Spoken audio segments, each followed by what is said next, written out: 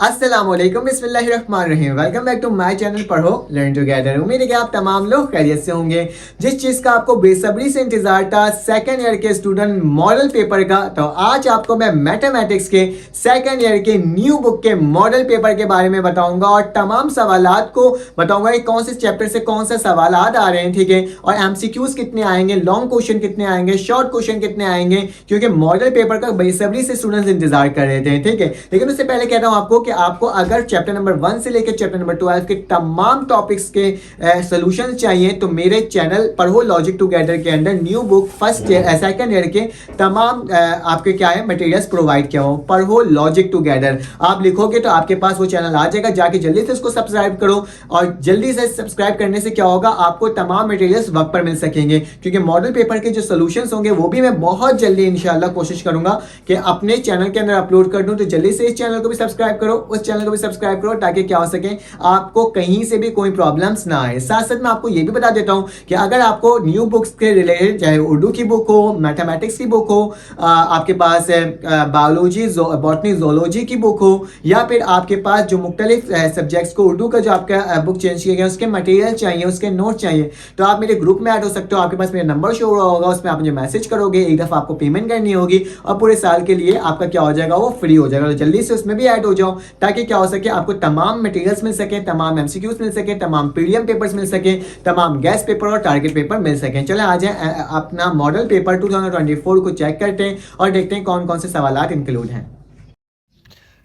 तो आपके स्क्रीन में board of intermediate education Karachi के मॉडल पेपर 2021 एंड ऑनवर्ड के क्वेश्चंस प्रोवाइड करने जा रहा हूं। तो आज सबसे पहले मैथमेटिक्स के क्वेश्चंस को डिस्कस करते हैं और देखते हैं इसके अंदर क्या क्या क्वेश्चंस इंक्लूड हैं, ठीक है। तो चले आते हैं, देख लेते हैं। सबसे पहले हमारे पास क्या होगा स्टूडेंट, एमसीक्यूज होगा। तो एमसीक्यूज के सोल्यूशन जब मैं मॉडल पेपर्स के सोल्यूशन आपको प्रोवाइड करूँगा तो उसमें बताऊँगा टोटल आपके पास 20 मार्क्स के स्टूडेंट एमसीक्यूज आएंगे और 20 एमसीक्यूज प्रोवाइड किए जाएंगे। तो बहुत ही आसान से एमसीक्यू से आप देख भी सकते हो, ठीक है। और इसके सोल्यूशन क्वेश्चंस के साथ मैं आपको प्रोवाइड करूंगा मॉडल पेपर का, जब मैं आपको बहुत जल्दी सोल्यूशन इसका प्रोवाइड करूंगा, ठीक है। सेकंड पेज में तकरीबन 20 एमसीक्यूज प्रोवाइड किए जा रहे हैं, ठीक है। चलें आते हैं, अब हम क्वेश्चंस देख लेते हैं कि कौन से चैप्टर से कितने सवालात स्टूडेंट बनकर के आए हैं। तो सबसे पहला जो सवाल है स्टूडेंट, टोटल तो 10 सवालात आपके आएंगे, ठीक है।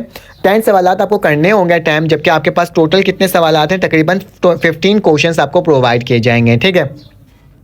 और 40 मार्क्स का ये पेपर होगा, मतलब एक सवाल जो शॉर्ट का होगा 4 नंबर का होगा। तो स्टूडेंट जो पहला सवाल बन करके आया है वो लिमिट्स वाले चैप्टर, मतलब चैप्टर नंबर 2 से आया है, ठीक है।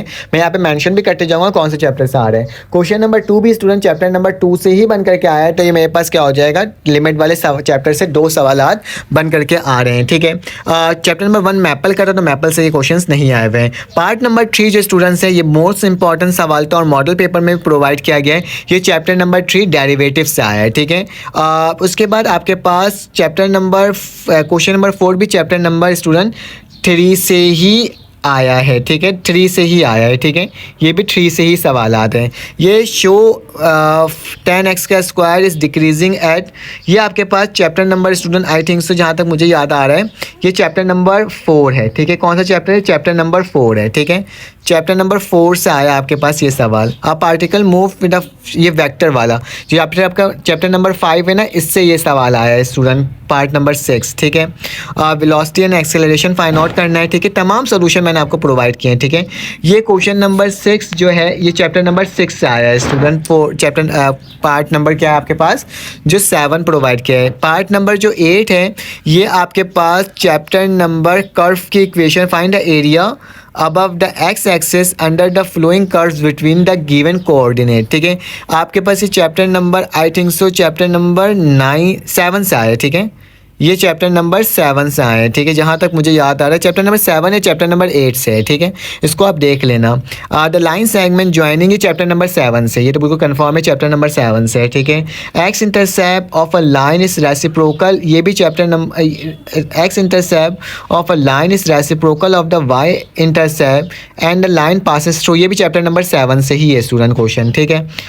Find the equation of the circle ये चैप्टर नंबर स्टूडेंट जो है आपके पास चैप्टर नंबर 8 से है, ठीक है, 8.1 के एक्सरसाइज से आया है, ठीक है। The volume of the cone is given, ये आपके पास चैप्टर नंबर 9 से आया है, ठीक है, हाइपरबोला वाला जो चैप्टर है, ठीक है।